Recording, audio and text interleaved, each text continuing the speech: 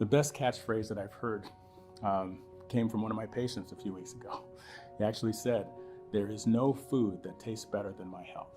I'll get so many stories, but I probably should start with the very first one. It was a lady who actually came to my nuclear lab. We always were doing follow-up studies. Well, this one lady, I've got my side-by-side and I'm reading and it looks like it's dramatically better. But on my worksheet, there was no bypass surgery. There was no stent. So I called her on the phone. Said, "I'm sorry, but I think we missed some of the history because your scan has very much changed and kind of want to know when the procedure was done." And she said, "I didn't do a procedure. I did the Ornish diet." That diet had actually reversed her disease dramatically. So that made a believer out of me and made me, look into Dean Ornish's diet more, realize that he had published this with nuclear multiple times. And so the data's been out there for quite a while. If you want to improve the blood flow to your heart, reduce the amount of stenosis, and improve the small arteries, the endothelial function, you need to do a whole food plant-based diet.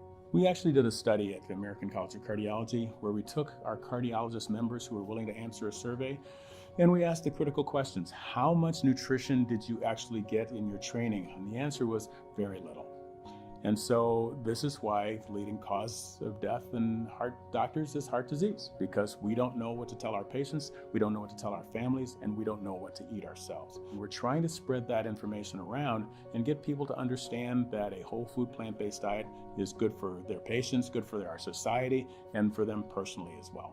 And so there's less stroke, less heart attack. Every risk factor for cardiovascular disease will actually improve dramatically. We could actually wipe out so many chronic diseases, not just heart disease. Anything that involves an antibody or inflammation is probably going to be affected in many people, maybe not everyone, but affected in many people by improving their nutrition.